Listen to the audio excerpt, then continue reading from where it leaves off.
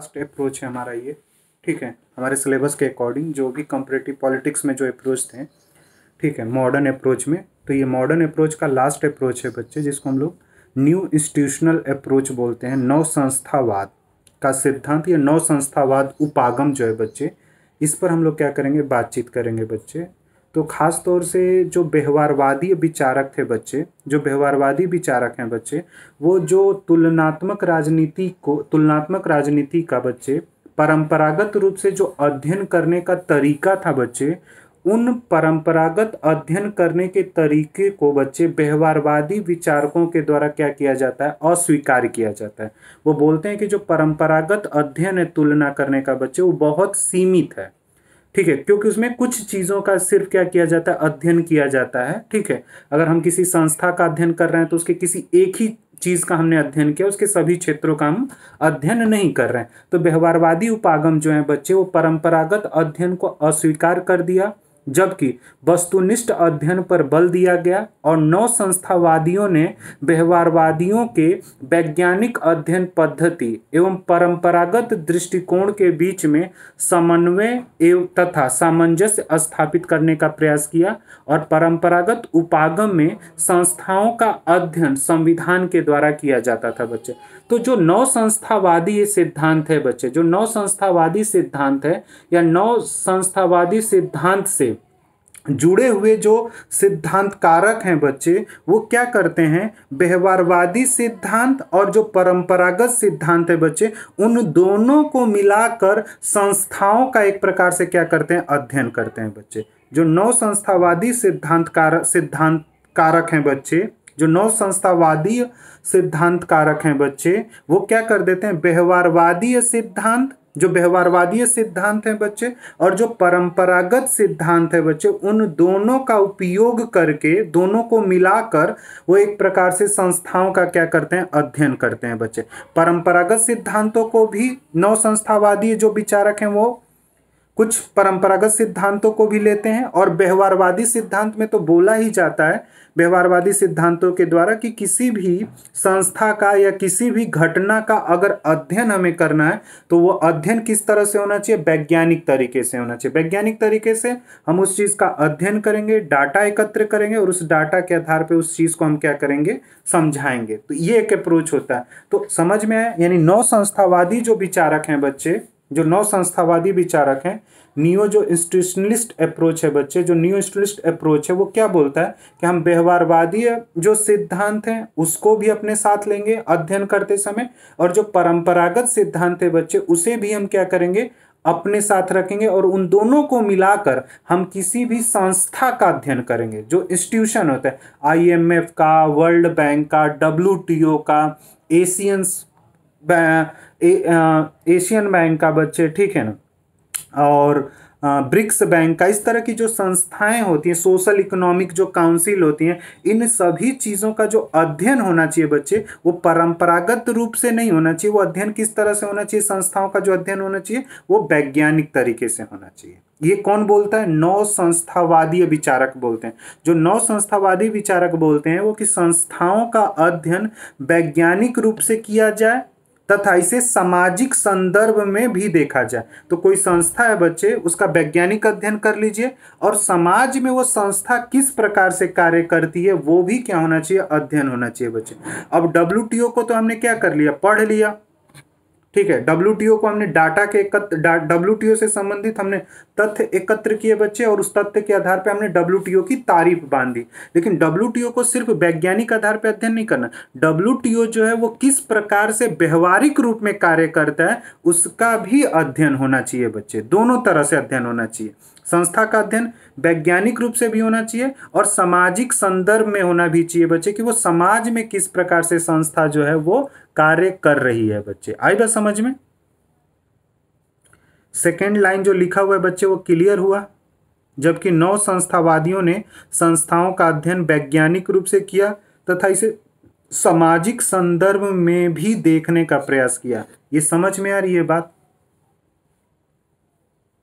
क्या आप लोग, अगर इसी चीज को मुझे आप लोगों को समझाना होगा तो आप लोग मुझे कैसे समझाएंगे?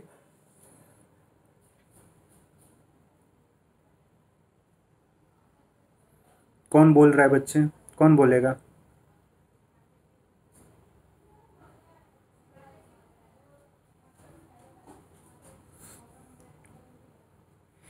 प्रियंका बोल रहे हो बच्चे?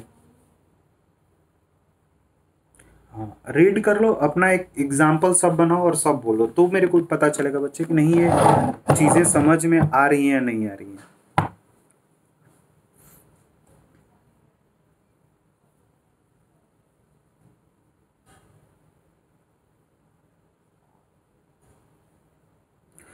सरकार, कोई सरकार की बात नहीं कर रहे हैं बच्चे, हम यहाँ पे संस्था की बात करें। कोई इंस्टीट्यूशंस का तुम एग्जाम्पल दो मुझे, कोई संस्था का।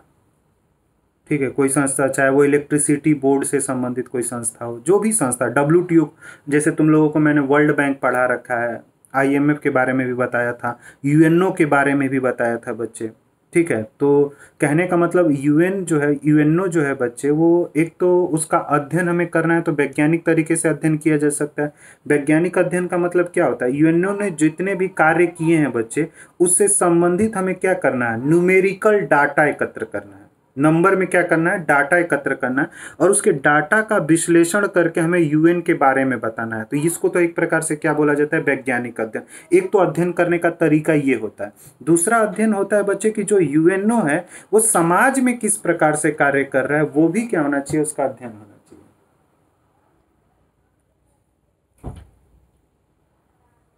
हम्म।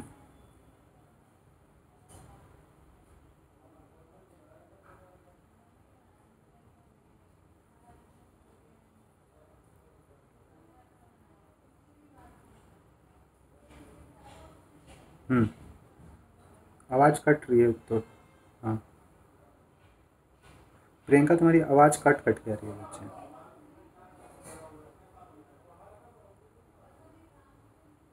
हाँ हाँ प्रियंका, आ रही है आवाज बच्चे, बोल।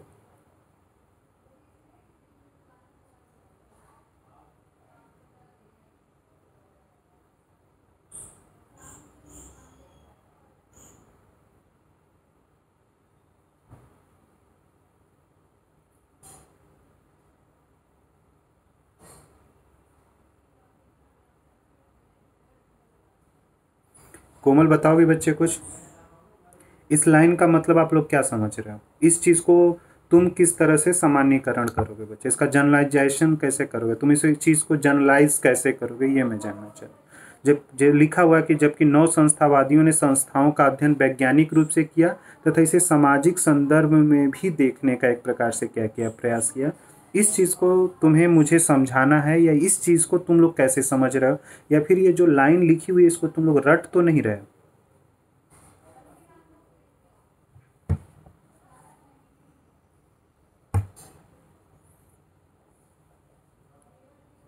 हाँ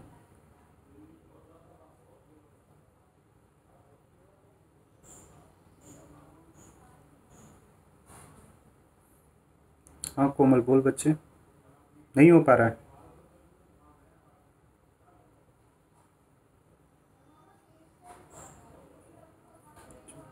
दीपा बच्चे।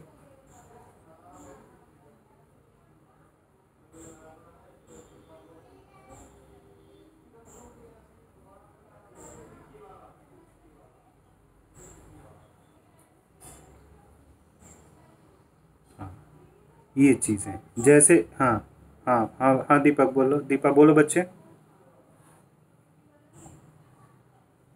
हम्म। हम्म। हम्म। हम्म। ठीक। तो ये देखो, कहने का मतलब जैसे एक एग्जाम्पल ले लो बच्चे, स्कूल जो होता है, स्कूल या जो कॉलेजेस होते हैं वो अपने आप में एक संस्था तो है ना? स्कूल या कॉलेजेस अपने आप में क्या एक संस्था है, एक इंस्टीट्यूशंस है? कोई कंफ्यूजन तो नहीं है? अब उस स्कूल का तुम्हें मूल्यांकन करना है बच्चे, उस स्कूल के बारे में तुम्हें बताना है। तो तुम उस स्कूल के बारे में, जैसे तुम्हें अपने स्कूल के बारे में बताना है बच्चे, मान लो कि तुम्हारा स्कूल है, वो एक संस्था है, उस स्कूल के बारे में बताना है कि ये स्कूल, जैसे तुम्हें मुझे समझाना है कि स्कूल अच्छा है सर, मैं, तुम बोल रहे हो कि मेरा स्कूल जो है वो अच्छा है, तो मैं ये जानना चाहता हूँ कि आप किस आधार पे बच्चे बता रहे हो कि मेरा स्कूल अच्छा है, इसलिए इस स्कूल में आपको क्या करना चाहिए? एडमिशन्स लेना चाहिए। तो तुम कैसे बताते हो? तुम उसके परिणाम को बताते हो ना, रिजल्ट को बच्चे। उसका जो रिजल्ट आया होता है, उस रिजल्ट का जो परसेंटेज होता है, कि हमारा जो क्लास 12 था जो हमारे यहाँ, चाहे वो आर्ट्स डिपार्टमेंट हो या फिर साइंस डिपार्टमेंट हो या कॉमर्स डिपार्टमेंट हो, उन सभी का सर रिजल्ट 95-98% आता है बच्चे। आता है 95-98% नंबर के बेसिस पर। मैं क्या कर रहा हूँ उसका मूल्यांकन, कि 95-98% तो हमारे यहाँ हर डिपार्टमेंट का सर क्या है, एक तो रिजल्ट है, और दूसरा यहाँ से जो पढ़े हुए लोग हैं बच्चे, वो कहीं ना कहीं समाज में आईपीएस के रूप में काम कर रहे हैं, आईएएस के रूप में काम कर रहे हैं, एक बड़े बिजनेसमैन के रूप में काम कर रहे हैं, समाज में एक इंजीनियर के रूप में काम कर रहे हैं। तो ये क्या हो गया, उसका सामाजिक भूमिका हो गई बच्चे, यही चीज है। तो जैसे हमने WHO को पढ़ा बच्चे, तो WHO जो है बच्चे, वो WHO जो है वो एक अच्छी संस्था है या एक बुरी संस्था है? तो अगर उसको नौ संस्थावादी विचारकों के अनुसार जब उसका मूल्यांकन करोगे, स्टडी करोगे, तो WHO का क्या करोगे, पहले देखो कि WHO ने क्या क्या कार्य किया है बच्चे। तो जब उसके कार्यों को तुम उठाओगे बच्चे, तो उसका तुमने क्या किया, कार्यों से संबंधित डाटा एकत्र किया, और उस डाटा को सांख्यिकीय विधियों के द्वारा क्या किया, विश्लेषण किया, और विश्लेषण करके तुमने WHO के बारे में बता दिया। एक तो ये होता है। दूसरा होता है कि WHO ने समाज को किस तरह से प्रभावित किया, उसका भी क्या होना चाहिए, एक अध्ययन होना चाहिए। ये नव संस्थावादी बोलता है कि एक तो नंबर के आधार पे किसी चीज का हम अध्ययन कर दें और विश्लेषण कर दें, और दूसरा उसका विश्लेषण जो होता है वो समाज के आधार पे होता है बच्चे, कि समाज में वो किस प्रकार से संस्था जो है वो कार्य करती है। तो ये चीजें होनी चाहिए। क्या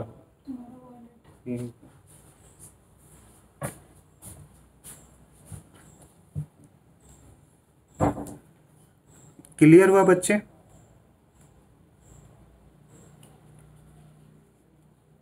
क्या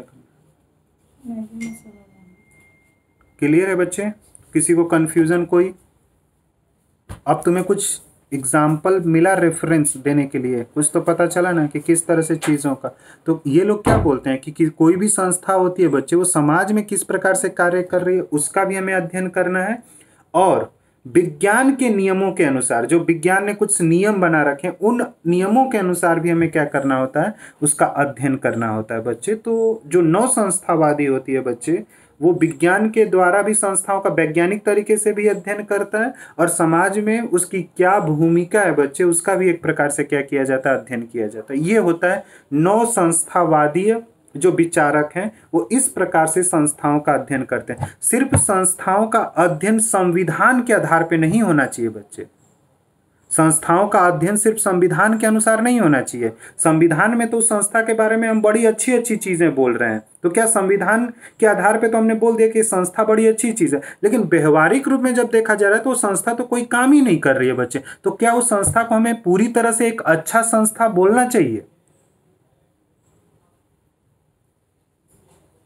नहीं बच्चे, क्योंकि हम तभी उसको एक अच्छी संस्था बोलेंगे जब उसका व्यवहारिक रूप में भी समाज में उसका क्या भूमिका है, समाज में किस प्रकार से कार्य कर रहा है, इसके आधार पे। अब जैसे तुम किसी भी राजनीतिक दल का मूल्यांकन करोगे बच्चे, राजनीतिक दल का तुम्हें मूल्यांकन करना है, कोई राजनीतिक दल है उसका मूल्यांकन करना है। राजनीतिक दल जो पार्टी होती है वो अपना भी, उनकी क्या एक संस्था होती है, उनका एक हेडक्वार्टर तुम्हें दिखेगा, यहाँ पे आम आदमी पार्टी का कार्यालय, यहाँ पे कांग्रेस का कार्यालय। तो क्या बच्चे, उनका सिर्फ मूल्यांकन इस आधार पे होना चाहिए कि चुनाव जीतने के लिए जो घोषणा करते हैं बच्चे, उसके आधार पर उस दल का मूल्यांकन आप करोगे, उसका अध्ययन करोगे बच्चे, या फिर उसका मूल्यांकन आप समाज में उसके किए गए घोषणा जो थे बच्चे, वो कितने व्यवहारिक रूप में लागू हुए हैं बच्चे, उसके आधार पे उसका क्या होना चाहिए, अध्ययन होना चाहिए कि राजनीतिक दल जो है वो सही है, या फिर ये राजनीतिक दल जो है वो झूठ बोलता है, या राजनीतिक दल जो है वो इसी तरह की हवाबाजी करता है। किस तरह से आप करेंगे उस राजनीतिक दल का अध्ययन?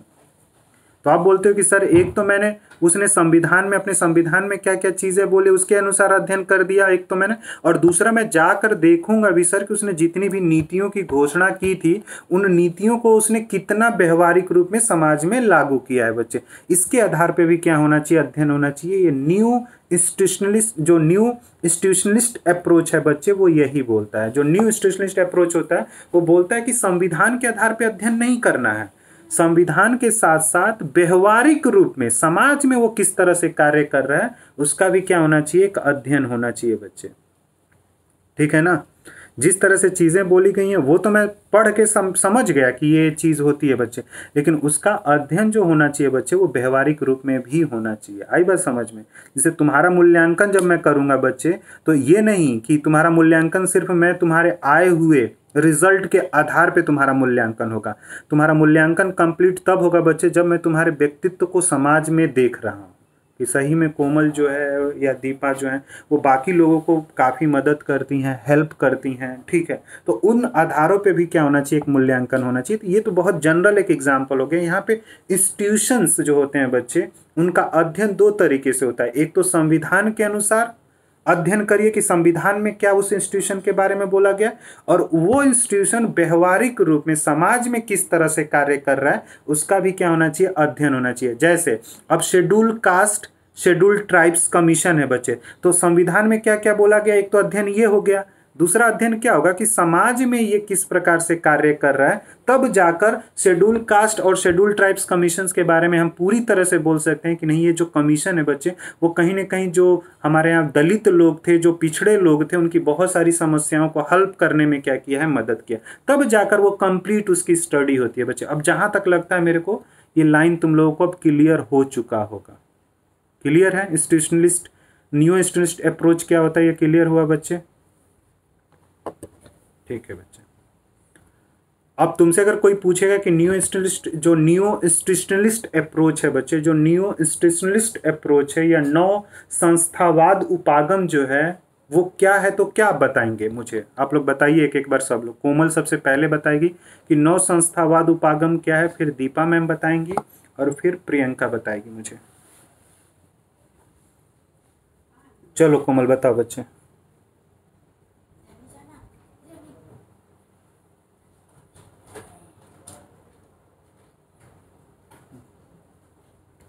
वो हाँ, आराम से, कोई दिक्कत नहीं।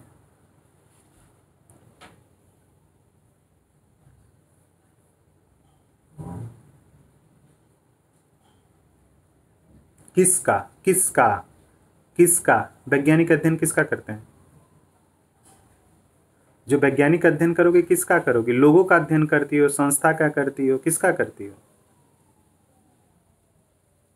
जो न्यू हाँ, तो ये बोलना पड़ेगा कि कोई जो भी समाज में कार्य करने वाली संस्था होती है बच्चे, तो उस संस्था से संबंधित एक संविधान होता है। उस संविधान के आधार पे उस संस्था का अध्ययन एक होता है, इसको हम लोग वैज्ञानिक अध्ययन बोलते हैं। और दूसरा, वो संस्था जो है वो समाज में किस प्रकार से कार्य किया है बच्चे, उसकी समाज में क्या भूमिका है बच्चे, उस भूमिका का भी अध्ययन होना चाहिए बच्चे। ये नव संस्थावादी विचारक बोलते हैं, नव संस्थावादी उपागम के अंतर्गत बच्चे। प्रियंका लाइन पे हो बच्चे या कट गया? लाइव हो आप प्रियंका? प्रियंका लाइव है या डिस्कनेक्ट हो गई है? प्रियंका है तो दीपा मैम आप बोलो बच्चे।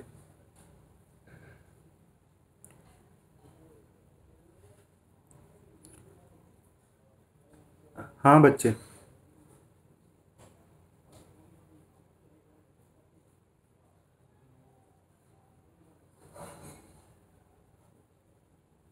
हाँ, मतलब सामाजिक रूप में क्या मतलब, उनके कार्यों का अध्ययन करते हैं सामाजिक रूप में या और किसी चीज? उनके कार्यों का अध्ययन। हाँ, उनके कार्यों का, तो ये तुम्हें हाँ। हाँ, तो कहने का मतलब ये है बच्चे कि जब भी तुमसे पूछा जाए कि नव संस्थावादी उपागम क्या है, तो उसमें बताना है कि जो नव संस्थावादी उपागम होता है उसमें संस्थाओं का अध्ययन किया जाता है। लेकिन संस्थाओं का अध्ययन वहाँ पे हम दो तरीके से कर देते हैं। एक तो वैज्ञानिक तरीके से संस्थाओं का अध्ययन करते हैं, साइंटिफिक तरीके से अध्ययन। तुमसे कोई पूछेगा अच्छा साइंटिफिक अध्ययन क्या होता है, मतलब कहना कि कॉन्स्टिट्यूशन में जो चीज़ें उसके बारे में बताई गई है बच्चे, कॉन्स्टिट्यूशन में जो जो चीज़ें उसके बारे में बताई गई है उसके आधार पे अध्ययन। और दूसरा, वो व्यवहारिक रूप में समाज में किस तरह से कार्य कर रहा है उसका भी क्या होना चाहिए, अध्ययन होना चाहिए। इसी को हम लोग नव संस्थावाद उपागम बोलते हैं या नियो इंस्टीट्यूशनलिस्ट अप्रोच बोला जाता है बच्चे। हाँ प्रियंका बच्चे, आवाज आ रही है मेरी? प्रियंका आवाज आ रही है बच्चे?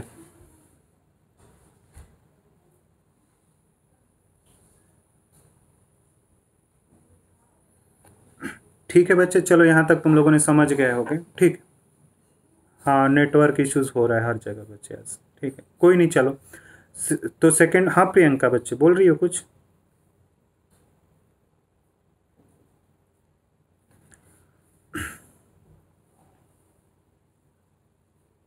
हाँ प्रियंका बच्चे आवाज आ रही है बच्चे, बोल।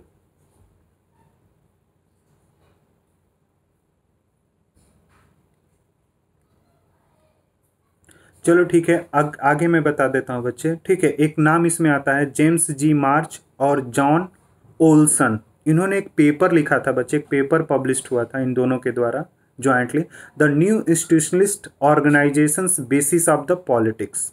ठीक है, मतलब कोई ऑर्गेनाइजेशंस है बच्चे, कोई भी संस्था होती है, ठीक है, तो वो व्यवहार में किस प्रकार से कार्य करती है, इसके आधार पे क्या होना चाहिए, उसका अध्ययन होना चाहिए। संविधान में क्या लिखा है उसका तो आप अध्ययन करेंगे ही करेंगे, लेकिन वही संस्था व्यवहार में किस तरह से कार्य कर रही है, तो व्यवहार में किस प्रकार से उस संस्था के द्वारा कार्य किया जा रहा है उसका भी अध्ययन होना चाहिए। ये नव संस्थावादी उपागम बोलता है बच्चे। संविधान के अनुसार तो उसका हम अध्ययन करेंगे।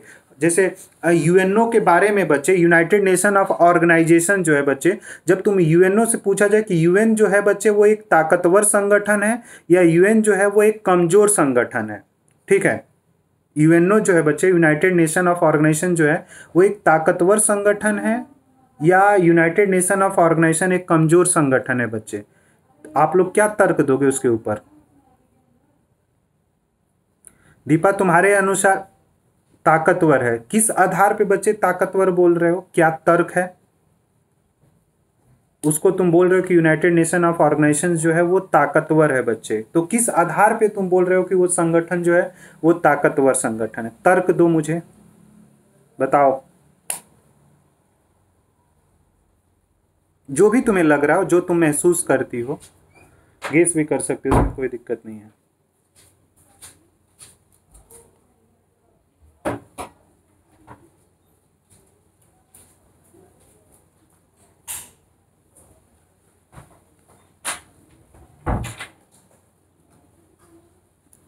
क्या हुआ, क्लियर नहीं हो रहा है बच्चे? Deepa, United nation of organisations, मैं ये बोला बच्चे कि जो संयुक्त राष्ट्र संघ है, जो यूएनओ है बच्चे, वो एक ताकतवर संगठन है या फिर वो एक कमजोर संगठन है?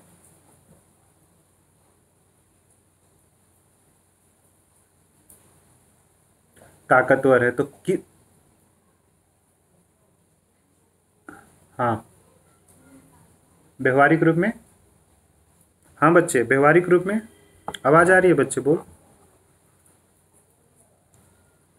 इतना स अच्छा ठीक है, तो किस मतलब व्यवहारिक, अच्छा, और सैद्धांतिक रूप से वो एक प्रकार से क्या है, ताकतवर है। तो मतलब कहने का मतलब तुम संविधान, जो यूनाइटेड नेशन ऑफ ऑर्गेनाइजेशन का जो संविधान, हाँ बच्चे, हाँ कोमल बोलो।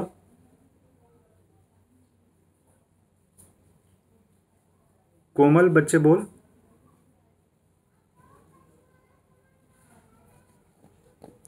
हाँ कोमल बोलो, हाँ कोमल बोल बच्चे।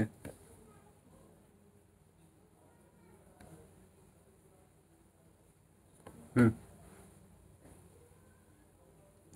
हाँ तो मजबूत जो तुम बोल रही हो बच्चे, उसका कोई एक तर्क दो, मतलब किस तरह से, कहाँ से तुम्हें देखने से लगता है कि ये जो यूनाइटेड नेशन ऑफ ऑर्गेनाइजेशन है वो एक मजबूत संगठन है और व्यवहारिक रूप में क्या हो रहा है, कमजोर एक संगठन के रूप में देखा जा रहा है बच्चे?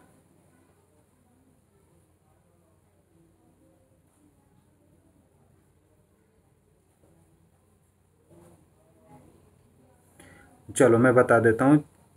जो यूनाइटेड, हाँ बच्चे,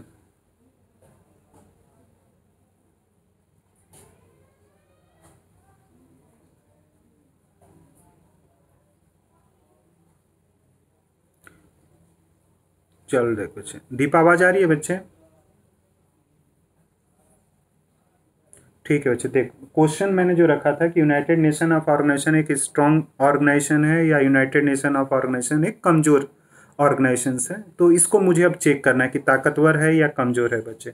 तो अगर यूनाइटेड नेशन ऑफ ऑर्गेनाइजेशन को, जैसे कोमल ने बोला कि वो एक ताकतवर संगठन है बच्चे, तो जो कोमल बोलना ये चाह रही थी कि सर संविधान में जो यूनाइटेड नेशन ऑफ ऑर्गेनाइजेशन का जो संविधान है, जो उसका खुद का एक संविधान है, वो संविधान कहीं ना कहीं यूनाइटेड नेशन ऑफ ऑर्गेनाइजेशन को, ठीक है, एक ताकतवर संगठन के रूप में क्या करता है, प्रेजेंट करता है।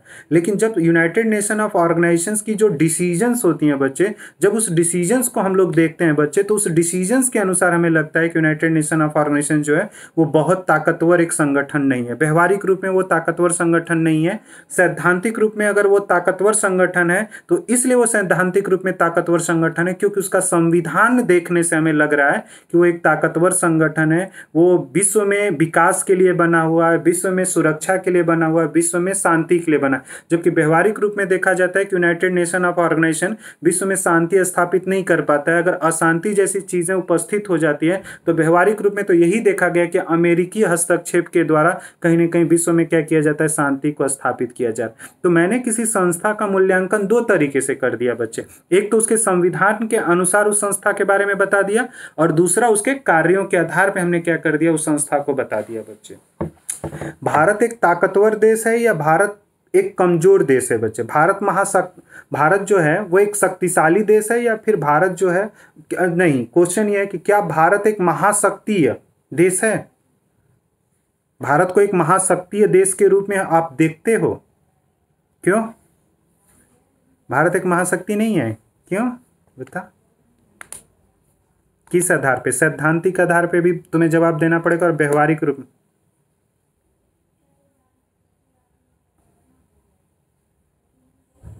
हाँ, देखो बच्चे, भारत जो है वो एक महाशक्तिशाली, हाँ हाँ, तो महाशक्ति होने के लिए क्या होनी चाहिए? संस्कृति एक होनी चाहिए। महाशक्तिशाली होने के लिए संस्कृति एक हो चाहे विविधता, उससे कोई प्रभाव नहीं पड़ता है बच्चे। भारत जो है वो एक महाशक्तिशाली देश बच्चे इसलिए माना जाता है भारत को कि भारत भी एक महाशक्ति है बच्चे। वो इसलिए भारत को महाशक्ति हम बोल सकते हैं कि भारत एक महाशक्ति है, एक पावरफुल स्टेट है बच्चे। वो इसलिए कि भारत इकलौता देश है बच्चे जिसने एनपीटी और सीटीपीटी पे विदाउट सिग्नेचर किए हुए परमाणु बम का निर्माण कर लिया था बच्चे।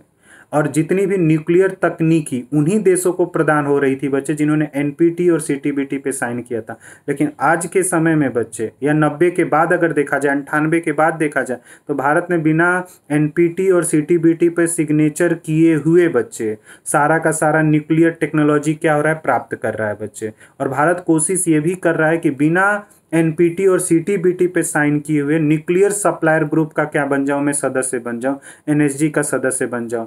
और अभी के समय में अगर तुम देखा जाए तो भारत का महत्व जो है वो बढ़ा हुआ है बच्चे। भारत का महत्व जो है वो, भारत जो है आज के समय में भारत की जो विदेश नीति है वो काफ़ी सफल है बच्चे। बाकी देशों के साथ तुम चाइना से देख लो बच्चे, अगर भारत एक महाशक्तिशाली देश नहीं होता, एक महाशक्ति नहीं होता, तो चाइना भारत को खा जाता। चाइना ने कुछ किया नहीं किया, उसे लगा कि नहीं, भारत से अगर जो समस्या है उस समस्या का समाधान मुझे क्या करना पड़ेगा, किस तरह से ढूंढना पड़ेगा, बातचीत के द्वारा, ठीक है ना। स्ट्रेटेजिकल लेवल पे भी बातचीत हो रहे हैं और पॉलिटिकल लेवल पर भी क्या हो रहे हैं, बातचीत हो रहे हैं। तो यही तो महाशक्ति की क्या होती है बच्चे, खूबी होती है। इसलिए भारत को हम लोग क्या बोल सकते हैं, भारत जो है वो एक पावरफुल स्टेट है बच्चे। भारत को आप उतने हल्के में नहीं ले सकते हो जितना आप बाकी नेपाल को जितना हल्के में ले रहे होंगे, बांग्लादेश को जितने हल्के में आप ले रहे होगे, उतने हल्के में आप भारत को नहीं ले सकते हो ना बच्चे। जो चीन है वो वियतनाम को जितना हल्के में लेता है, क्या वो भारत को उतने हल्के में लेगा? नहीं लेगा भाई। अगर हमारे लोग मारे गए थे तो उनके भी लोग मारे गए थे। लेकिन आज जो चाइना है बच्चे, वो भारत के साथ बातचीत के द्वारा, डिप्लोमेटिकल तरीके से, कूटनीतिक तरीके से बातचीत का क्या करना चाहता है, हल करना चाहता है। अगर भारत कमजोर होता है बच्चे ना, वो आक्रमण कर देता भारत के ऊपर, ठीक है। लेकिन आज वो जानता है कि कहीं ना कहीं अगर मैंने आक्रमण किया तो कहीं ना कहीं मुझे ही क्या होगा, एक प्रकार से नुकसान होगा बच्चे। तो ये चीज़ें हमें क्या करनी होती है, ध्यान में रखनी होती है बच्चे, ठीक है। क्लियर हुआ? तो अब भारत को संविधान के आधार पे भी भारत का अध्ययन कर लो, और भारत को ना व्यवहारिक रूप में भी देखो कि भारत जो है बच्चे, विश्व में भारत की क्या भूमिका है। अब भारत की विश्व में जो भूमिकाओं का अध्ययन करोगे बच्चे, वो अध्ययन क्या होना चाहिए, व्यवहारिक अध्ययन होना चाहिए। तो इसीलिए भारत को मान लो कि भारत ही एक संस्था, एक इंस्टीट्यूशन है अपने आप में, इसका एक संविधान के आधार पर अध्ययन होना चाहिए, और दूसरा भारत जो है वो अंतर्राष्ट्रीय समाज में क्या अपनी भूमिकाओं का निर्वाह कर रहा है बच्चे, उसका भी अध्ययन होना चाहिए। भारत जो है बहुत सारे देशों में, कोरोना तो सभी देशों में एक प्रकार से फैला हुआ है बच्चे, भारत उस कोरोना में बढ़ चढ़ कर क्या हो रहा है, हिस्सा ले रहा है। और अभी आया था बच्चे, अभी एक दिन अभी ऑनलाइन वर्चुअल मीटिंग भी हुई है, जैसे यूनाइटेड नेशन ऑफ ऑर्गेनाइजेशन की एक संस्था है सोशल इकोनॉमिकल काउंसिल, जहाँ पे भारत ने ये रखा है, प्रस्ताव रखा है कि इन सभी काउंसिलों का एक प्रकार से क्या होना चाहिए, सुधार होना चाहिए, क्योंकि कोरोना की स्थिति में ये संस्थाएं जो हैं वो अपनी बहुत बड़ी भूमिकाओं का निर्वहन नहीं कर पा रही हैं। तो इनमें अगर हम सुधार करते हैं बच्चे, कुछ सुधार लाते हैं, तो इस प्रकार की जो महामारी होती है, इस तरह का जो पैंडेमिक होता है बच्चे, उसमें हम इन संस्थाओं का बेहतर क्या कर सकते हैं, उपयोग कर सकते हैं। लेकिन वो सुधार के द्वारा ही उनको आप क्या कर सकते हो, उपयोग में ला सकते हो बच्चे। क्लियर हुआ ये बात? आगे आओगे बच्चे, तो जो नौ संस्थावादियों के द्वारा संस्थाओं के महत्व को पुनः क्या किया गया, स्वीकारा गया। पहले क्या हो रहा था कि कुछ लोग बोल रहे थे कि संस्थाएं तो उतनी महत्वपूर्ण नहीं होती है, संस्थाओं की तो कोई भूमिका ही नहीं होती है। लेकिन आज भी तुम ध्यान में रखना बच्चे, जो संस्थाएं होती हैं वो बहुत महत्वपूर्ण होती है। जैसे आदर्शवादी विचारकों के द्वारा संस्थाएं जो होती हैं वो बहुत महत्वपूर्ण होती हैं किसी संघर्ष और किसी समस्या को हल करने के लिए बच्चे। कोई संघर्ष है, कोई समस्या है, उस समस्याओं को हल करने में एक प्रकार से किसका सबसे अधिक महत्वपूर्ण होता है, आदर्शवादी विचारकों के अनुसार संस्थाओं का बच्चे। नौ संस्थावादी भी यही बोलते हैं कि संस्थाएं जो होती हैं वो महत्वपूर्ण होती हैं, और संस्थाओं के महत्व को हमें क्या करना चाहिए, स्वीकारना चाहिए। संस्थाओं को हमें हल्के में नहीं लेना चाहिए बच्चे। और उसमें एक जो थ्योरी आती है बच्चे, ठीक है, इसके अंदर थ्योरी के आती है, वो आती है तार्किक चयन का सिद्धांत, रेशनल चॉइस थ्योरी। तुमसे सीधा पेपर में आ सकता है बच्चे, रेशनल चॉइस थ्योरी जो है वो किसके द्वारा दी गई है, या तार्किक चयन का सिद्धांत जो है बच्चे वो किसके द्वारा दिया गया है। तो नाम वहाँ पे ध्यान में रखना, इसके प्रतिपादक कौन है बच्चे, मैकूर ओल्सन। मैकूर ओल्सन, MANCUR, और ओल्सन OLSON। तार्किक चयन सिद्धांत के जो प्रतिपादक हैं बच्चे वो मैकूर ओल्सन है बच्चे। हाँ प्रियंका बच्चे बोल।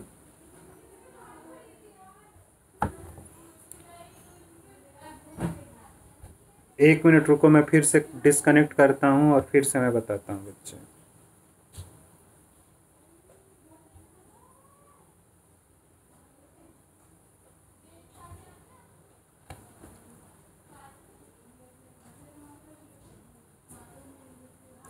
अभी आवाज आ रही है बच्चे मेरी, या कट रही है?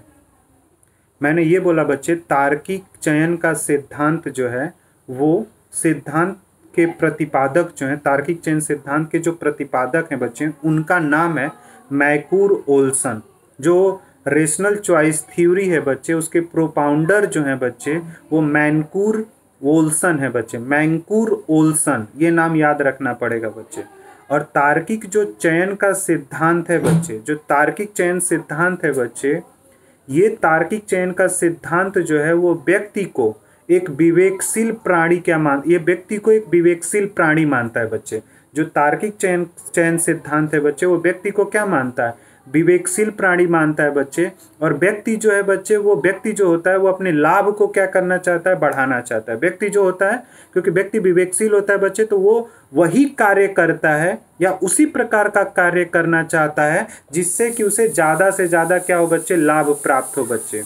ये तार्किक चयन सिद्धांत बोलती है बच्चे। और जो तार्किक चयन सिद्धांत है बच्चे, ठीक है, वो कहीं ना कहीं एक प्रकार से बाजारवादी जो अर्थशास्त्रीय सिद्धांत है बच्चे, जो बाजारवादी अर्थशास्त्रीय सिद्धांत है बच्चे, उससे कहीं ना कहीं तार्किक चयनवादी जो सिद्धांत है वो क्या है बच्चे, वो प्रभावित है। और तार्किक चयनवादी जो सिद्धांत है बच्चे, वो व्यक्ति और संस्थाओं के बीच में एक संबंधों को क्या करता है, खोजता है कि जो व्यक्ति है वो संस्थाओं को क्यों बनाता है, व्यक्ति जो है वो संस्थाओं का निर्माण क्यों करता है। इस चीज़ की फाइंडिंग जो है बच्चे वो रेशनल चॉइस थ्योरीज करती है। अगर हम संस्थाओं का निर्माण करते हैं बच्चे, वो संस्थाओं का निर्माण हम लोग क्यों करते हैं, अपनी आवश्यकताओं के लिए बच्चे। ये एक कारण हो सकता है।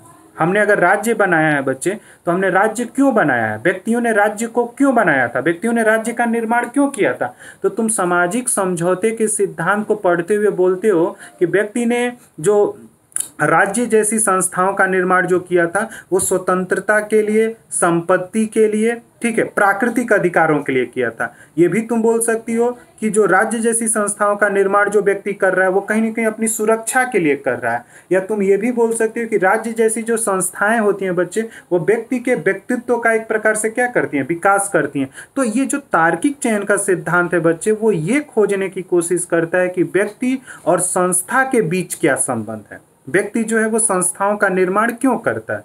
तुमसे अगर मैं पूछूं बच्चे कि हम समाज का निर्माण क्यों करते हैं, परिवार का निर्माण क्यों करते हैं, ये मैं जानना चाहता हूं, या राज्य का निर्माण क्यों करते हैं, तो क्या आंसर आप लोग दोगे।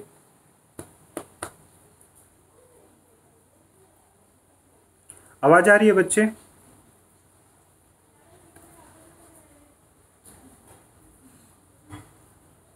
ठीक है,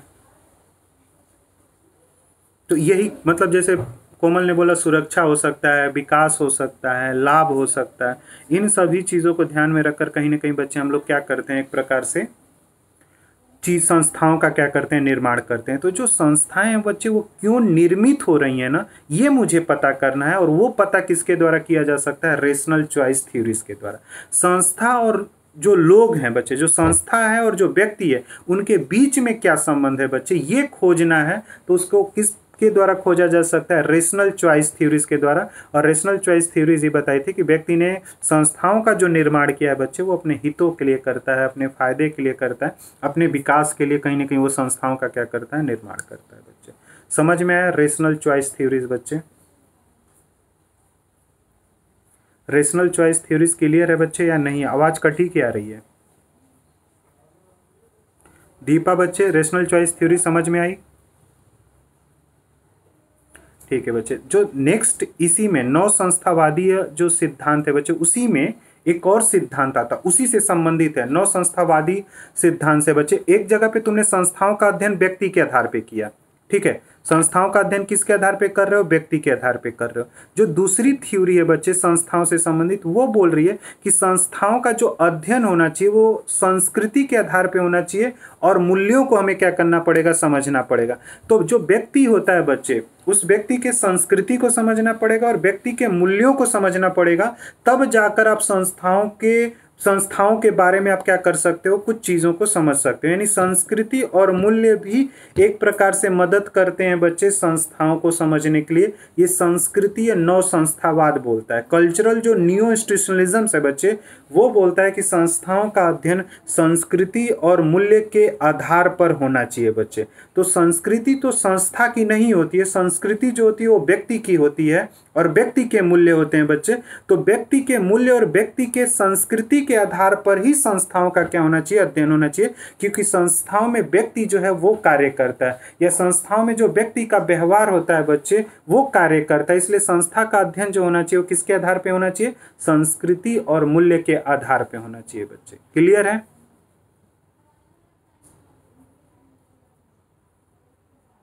क्लियर है बच्चे, हाँ प्रियंका बच्चे क्लियर है। ठीक है, नेक्स्ट आओगे बच्चे तो वहां पे आता है संरचनात्मक नौ संस्थावाद बच्चे, स्ट्रक्चरल न्यू इंस्टीट्यूशनलिज्म्स। स्ट्रक्चरल न्यू इंस्टीट्यूशनलिज्म्स जो है बच्चे, यानी तुलनात्मक राजनीति में गैर मार्क्सवादियों के द्वारा राज्य जैसी संरचनाओं को महत्व दिया गया। इसमें थेडा स्कॉक पॉल, ये एक विचारक हैं बच्चे, जिन्होंने राज्य की संरचना की व्याख्या करते हुए कहा कि क्रांति उन्हीं देशों में हो सकती है जहां राज्य की शक्तियां क्या हो, कमजोर हो बच्चे। तो जो संरचनात्मक नौ संस्थावाद है बच्चे, वो एक प्रकार से संस्थाओं का अध्ययन राज्य की संरचना के आधार पे करना चाहता है। जहां जिस राज्य की संरचना स्ट्रक्चर अगर कमजोर होगा बच्चे, जिस स्टेट का स्ट्रक्चर कमजोर होगा, वहां पे एक प्रकार से क्या होगी, रिवोल्यूशंस होगा, वहाँ पे क्रांति होती है। और जिस राज्य की संरचना मजबूत होती है बच्चे, वहाँ पे क्रांति नहीं होता है। जैसे 1991 में सोवियत संघ का विघटन इसलिए हो गया कि जो उसके सोवियत संघ की जो संरचनाएं थी बच्चे, वो संरचनाएं क्या होने लग गई थी, स्ट्रक्चर जो था वो कमजोर होने लग गया। इस वजह से सोवियत संघ का विघटन हो गया बच्चे। और जो चीन है, आज भी चीन का विघटन नहीं हुआ है बच्चे। वो इसलिए चीन का विघटन नहीं हो पाया क्योंकि वहाँ की जो राजनीतिक संरचना है, जो पॉलिटिकल स्ट्रक्चर है बच्चे, वो बहुत ही स्ट्रांग है। तो जिस कंट्रियों का पॉलिटिकल स्ट्रक्चर कमजोर होता है वो स्टेट टूट जाता है, और जिन स्टेटों का पॉलिटिकल स्ट्रक्चर स्ट्रांग होता है वो स्टेट क्या होते हैं, एग्जिस्ट करते हैं बच्चे। यही स्ट्रक्चरल न्यू इंस्टीट्यूशनलिज्म का कंसेप्ट है बच्चे। क्लियर हुआ? ठीक है बच्चे, तो यही सारे के सारे मैंने तुम लोगों को ट्रेडिशनल अप्रोचेस भी कंपैरेटिव पॉलिटिक्स का मैंने पढ़ा दिया है, और मॉडर्न जो अप्रोचेस था बच्चे वो भी मैंने तुम्हें क्या कर दिया, कंपैरेटिव पॉलिटिक्स का पढ़ा दिया बच्चे। ठीक है, तो जितने अप्रोचेस थे उन सभी अप्रोचेस को मैंने तुम्हें अब करा दिया। तो एक बार तुम लोग पढ़ लो इन चीज़ों को बच्चे, और नहीं अगर समझ में आया है तो उनको दोबारा तुम पूछ सकते हो, ऐसा कुछ नहीं है। क्लियर होना चाहिए, वो रटने की ज़रूरत ना पड़े। वो चीज़ें या तो मुझे एग्जाम्पल की मदद से याद हो जाए या कंसेप्ट समझने से मुझे ध्यान में रहे बच्चे, ये ज़्यादा ज़रूरी होता है। क्योंकि इतने सारे सिद्धांत हैं, उनको रटा नहीं जा सकता है। उनको याद रखने का तरीका मुझे ढूंढना पड़ेगा कि अगर 9 संस्थावादी सिद्धांत है बच्चे, मतलब संस्थाओं का अध्ययन जो है, अगर ठीक है, आधुनिक उपागम, तुलनात्मक राजनीति के आधुनिक उपागम में बात हो रहा है, मतलब वैज्ञानिक तरीके से होगा, और उसका व्यवहारिक रूप भी क्या होता है देखा जाता है। मतलब तो आधुनिक जो उपागम है तुलनात्मक राजनीति का, वो तो यही बोलता है कि किसी भी चीज़ का अगर हमें अध्ययन करना है तो वह अध्ययन हम क्या होना चाहिए, वैज्ञानिक रूप से भी होना चाहिए बच्चे। आई बात समझ में बच्चे? क्लियर बच्चे? तो उपागम मैंने अब बता दिया। अब अगला टॉपिक हम लोग, ठीक है ना, थर्सडे को करेंगे। कल तो हम लोग सैम्पलिंग करेंगे, तो इसलिए कल तुम लोग सैम्पलिंग पढ़ के रखना, नोट्स तुम लोग के पास है बच्चे। ठीक है, ठीक है, तो क्लास ख़त्म कर रहे हैं बच्चे, कल करेंगे। ठीक है, कल ये मतलब पहला जो टॉपिक था कंपैरेटिव पॉलिटिक्स का, वो पूरा मैंने तुम लोगों को कंप्लीट कर